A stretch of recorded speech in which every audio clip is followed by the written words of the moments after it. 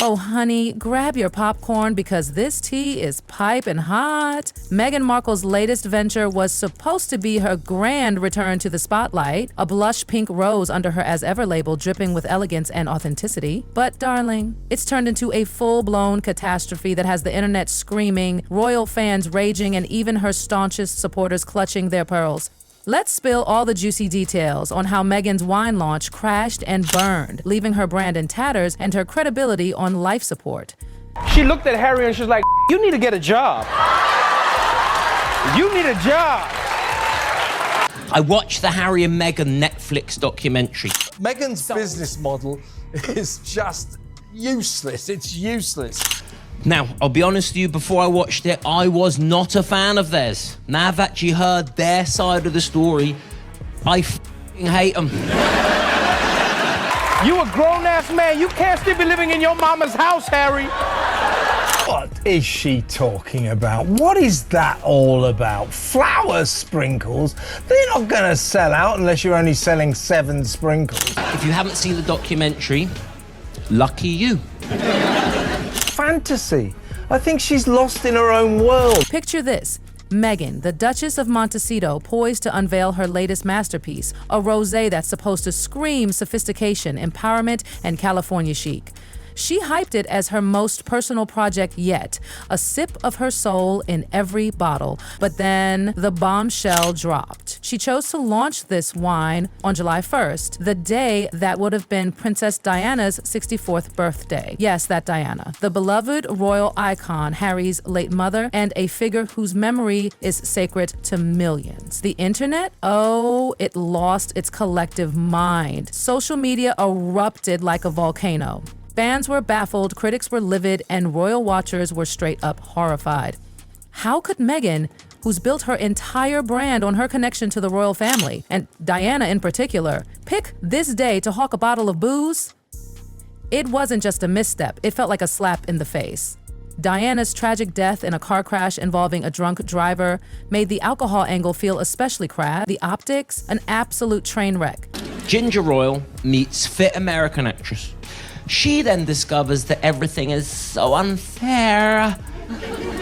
The second the launch date was confirmed, the floodgates opened. X posts, TikToks, and YouTube rants poured in, each one more scathing than the last. Some fans were just confused, like, girl, what were you thinking? Others, they were done. Royal biographers called it disrespectful, commentators screamed calculated, and even Meghan's ride-or-die defenders started whispering, this ain't it. The internet was a battlefield, and Meghan was caught in the crossfire. Why the rage? Because Diana's not just a name to drop for clout. Her death was a global tragedy, and her birthday is a day for reflection, not rose. Launching alcohol on that day didn't just feel tone deaf. It felt like Meghan was trying to hijack Diana's legacy for a quick PR boost. Her brand leaned so heavily on that royal connection, and this move screamed opportunism. Fans felt betrayed, and the critics, they were ready to burn it all down.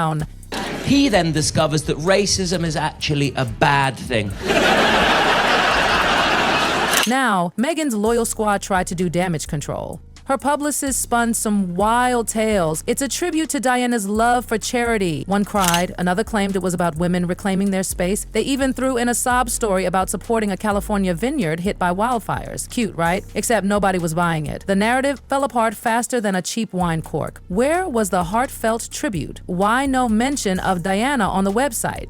No donations, no tie-in with the Diana Foundation, just a glossy press release and a single Instagram post with a pink bottle and a caption about moments worth savoring. Savoring? On Diana's birthday? Chilly. The audacity. Fans started digging, and what they found only made things worse. Meghan's team is obsessed with symbolism and dates. There's no way this was an accident. So was it a deliberate stunt to grab headlines? Because, honey, it worked, just not the way she hoped. This is huge. Harry and Meghan are leaving the palace to become financially independent. As if the Diana debacle wasn't enough, the real scandal was brewing behind the label. Meghan sold this rosé as her baby. Handcrafted, California grown, personally curated by the Duchess herself, she whispered words like authentic and vision across Instagram and soft launches, painting herself as a winemaking queen. But, oh, the receipts came for her. Internet sleuths, shout out to ex accounts like Meghan's Mole and Sue Smith, uncovered the truth. This wine wasn't made by As Ever at all. It was produced and bottled by the Kunda family winery, also known as Adair Nude LLC. Yes, you read that right. Meghan didn't crush a single grape. Her team didn't blend, ferment, or bottle a drop. They just slapped her label on someone else's wine and called it a day. The federal filings don't lie, and the internet had a field day. And you see, this is what happens when you bring the first black woman into the royal family. Yeah.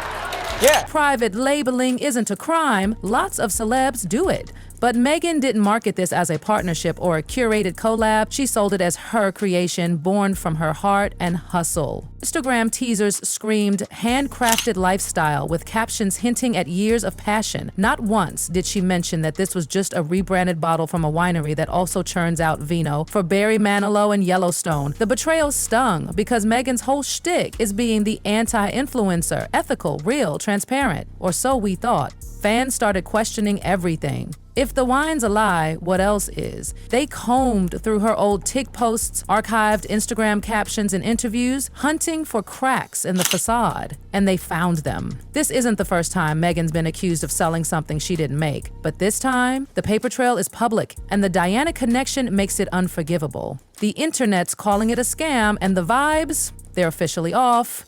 They were complaining they had to pay for their own security. They were not happy about that. Yeah, they were very worried about their safety, which I get that aspect of things. After 6 episodes, I wanted to attack them. Here's where it gets messier. Why did Meghan outsource the wine in the first place? Turns out, it might be less about branding and more about dodging red tape. According to experts like DC-based lawyer John Witherspoon, U.S. wine laws are a nightmare. If As Ever had produced the wine in-house, Meghan would have needed a tangle of permits to ship it across states. Without them, she'd be stuck selling only in New Mexico. So what's the workaround? You license someone else's wine from a winery with all the right permits, slap your label on it, and boom, problem solved. That's exactly what Meghan did. The Kunde family winery in Kenwood, California handled everything. Smart? Sure. Legal? Absolutely. But when you're selling crafted with care and personal ritual while outsourcing the whole operation, it feels like a bait and switch. Fans who bought into the Montecito dream of Meghan bottling her values felt duped. And the worst part, she could have been upfront about it. A collab with a sustainable winery would have fit her ethos perfectly. Instead, she went for the homemade fantasy, and now it's crumbling. After all, she's got scam jam to sell, and now an exciting new range of apricot spread, not forgetting her soon-to-be uncorked, thrillingly expensive Chateau Meg rosé wine. The wine was just the tip of the iceberg.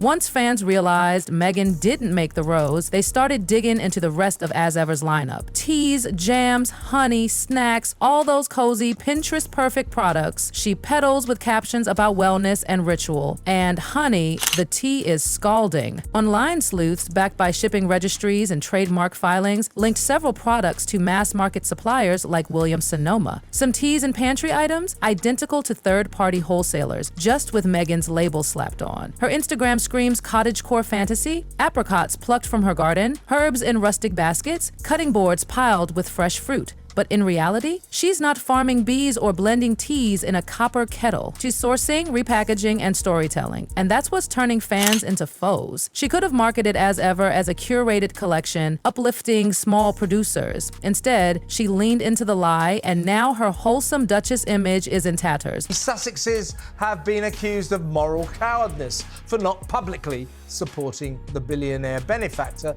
who flew them to California in his private jet and put them up at his palatial home, with friends like the dismal duo Who needs enemies? But nothing hits harder than the Diana connection. Meghan's been channeling Diana forever, from her styling to her speeches to her brand's soft focus vibe. She's praised her publicly, studied her privately, and built her persona around that legacy. So to launch a bottle of wine, not a charity, not a memorial, but alcohol on Diana's birthday, it's beyond tone deaf. It's heartbreaking. Diana died in a crash involving a drunk driver, and that symbolism wasn't lost on anyone. Royal insiders called it callous. Former correspondents labeled it opportunistic. Even neutral fans were disgusted. Meghan could have picked any day, tied it to a cause Diana loved, or at least offered a heartfelt statement. Instead, she dropped a polished bottle and a caption about savoring moments. The silence since? Doubly deafening. Critics are asking, was it a power move? A way to claim Diana's legacy for her brand? Whatever it was, it backfired spectacularly. Her imposter syndrome is adorable. I don't know who she's trying to convince. I'm probably us, since we talk about it pretty regularly. As if the wine drama wasn't enough, Meghan got another gut punch. While her rosé flopped, Jeff Bezos and Lauren Sanchez threw the wedding of the year in Venice. Think super yachts, A-listers, and a guest list dripping with power. Oprah, Kris Jenner, Kim Kardashian, you name it, they were all there. Except Meghan and Harry, not even a whisper of an invite. Insiders didn't mince words. Nobody wanted their drama out. This wasn't just a party, it was the party, the kind Meghan's been chasing with her curated Hollywood glow-up. Her mom, Doria, was once photographed with Kris and Kim, but now she's out.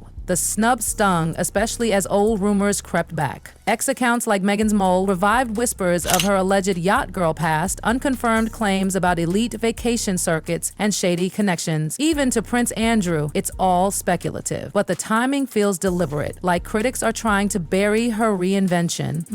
They'll use their kids' titles to make money, just like they already are, just like Meghan already is cashing in on her minor royal status. While Meghan drowned in Winegate, Harry wasn't helping. He popped up at the Nexus Global Summit in New York, pocketing a rumored $500,000, 0 cents, for a speech that was, well, a mess. Rambling about experience and rehashing old talking points, he looked lost, hollow, like a man going through the motions.